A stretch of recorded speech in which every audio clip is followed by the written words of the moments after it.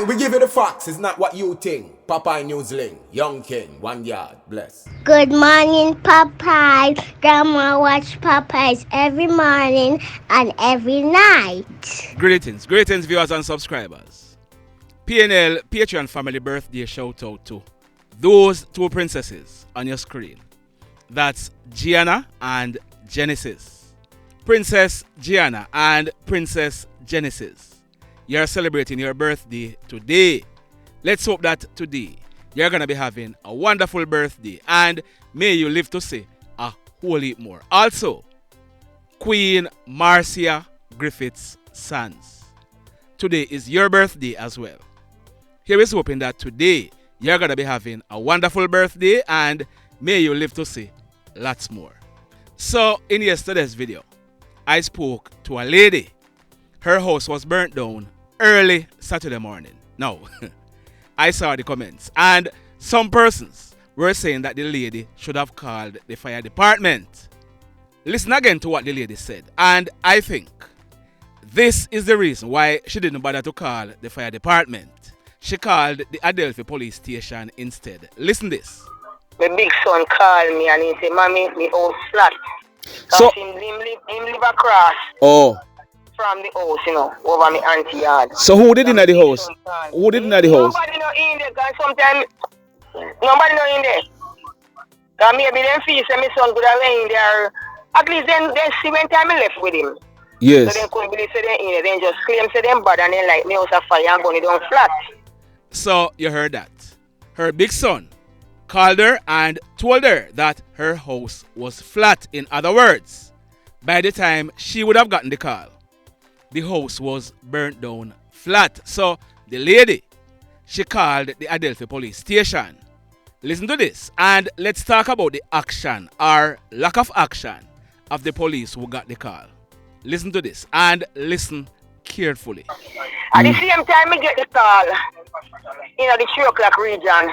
Me take the phone and call at Delphi station same time. And I explain to them. You understand me? Yes. I explain to them and tell them what is what. What happened before and what happened. Yes. So you heard what the lady said? She explained to the officer what happened before, meaning she would have told the police about the fight with her son and the others. Meaning she would have told the police that she was of the belief that it was the same guys who set her house on fire. Meaning this was now a suspected case of arson. What was the police response to this lady? Listen to this. The officer, I don't remember the officer name, but I mean one lady talk to me. Yes. She said to me, say, if me not see them with me 2 eye and come and report it, then cannot do anything. And if anybody who see them can come up front and say, then see them with them 2 eye when them are run from the scene, then cannot come and do anything. So you are telling me that this is not foolishness? Why is the police having that conversation with the lady on the phone? With my little crayfish brain, I would think that the police would then ask the lady, have you contacted the fire department as yet? The lady would say no. The police would then say, okay, I'm going to contact the fire department because even though the house is burnt down flat, the fire investigators will help to determine what caused the fire. We will also be sending a team of police officers to the house as soon as possible. Please give me your name and your phone number and I will contact you as soon as possible. Does that sound like a proper response to you? Or am I attacking the police for no good reason? For all of you who were saying I was telling the lady foolishness, am I making any sense now? Why may I tell you? Anyhow, on Saturday, there was a release from the corrections department. Those 3 young hoodlums, they escaped from the Wright Juvenile Correctional Center in St. Catherine. 2 of them are from the parish of Trelawney and the other one is from the parish of Westmoreland. The correctional department also described them as dangerous criminals. Now, I'm trying to get the information as to what the two from Trelawney were in custody for, but the one from Westmoreland, his name is Ian Wright, but he's popularly known as Papa. On the night of Tuesday, March 29, 2022, last year, about 9:30, Papa pulled a gun and shot a female who is in her mid-20s. He shot her to the right side of her head. This was a totally unprovoked act. Papa and the female, they were not involved in any type of relationship. Papa, he's just a gun idiot who is always firing shots in the Georges Plain area. The incident took place at Breadfruit Lane at Jane Marks in the Georges Plain area in the parish of Westmoreland. We are told that the bullet, it traveled through the female's eardrum and she is deaf to her right ear. Papa, he was eventually arrested and charged by the police for wounding with intent and illegal possession of firearm. Papa was granted bail by the courts. He eventually pleaded guilty to the charges in March of this year and he was sentenced to 8 years in prison on each count. We are told that the judge had initially given him 10 years, but after a plea by his lawyer, the sentence was reduced to 8 years. So, Papa, he was sent away to a juvenile correctional facility to serve his sentence, and he has now escaped. Look out for him. Now, this next incident, sad indeed. A man, his name is Mr. Linval Winston Dobson. He is 56 years old and he was an auto mechanic. He's originally from the Darliston area in the parish of Westmoreland, but he was living at Fish Lane in Montego Bay in the parish of St. James. We are told that yesterday morning, Sunday, May 28th, Linval, he went to Rhine Park in St. James where he was working on a 2008 Toyota Camry for a lady. He and the lady, they were there when about 10:30, the lady, she left to pick up something in a nearby community to come back. Linval, he had jacked up the car and he was working underneath the car. When the lady returned, she realized that the car was on Linval's chest. Apparently, whatever he had used to catch up the car, it had given way. The lady, she called out for help and persons, they came and assist by hoisting up the car and pulling out Linval, but it was too late. Linval, he was taken to the Falmouth Hospital where he was pronounced DEAD. Sad indeed. And over in the parish of Westmoreland, that man on your screen, his name is Christopher Holmes. On January 6th, earlier this year, he celebrated his 56th birthday. Christopher, he's a past student of the Cornwall College in Montego Bay, and Christopher, he lived alone at Galloway District in the Betheltown Police area in the parish of Westmoreland. We are told that Christopher, he's known as a chef. We are learning that about last week, Wednesday or Thursday, was the last time any relative would have spoken to Christopher, and that was on the telephone. We are told that from Saturday night, residents in the Galloway area, they smelled a foul odor, but early yesterday morning, they realized that the stench was unbearable. They made checks and they realized that the smell was coming from Christopher's house. When they checked, they realized that the house, it was securely locked up. As a result, the police were called. When the police went to the house, they forced open the front door and they went inside. The decomposing body of Mr. Christopher Holmes was seen lying on his back in the front room. He was wearing a red merino and a purple underwear. He appeared to have died a day or two before he was found. We are told that a post-mortem examination will be done to ascertain what could have caused Mr. Christopher Holmes' death. If there's any more update, we are certainly going to be updating this story.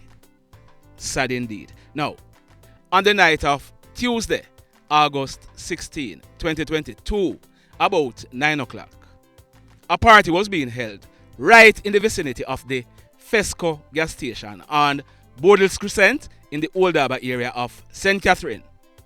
Quite a few persons were at this party, to include Mr. Delroy Reader. He was 57 years old at the time, and he lived at Roswell District in the Sandy Bay area of Clarendon.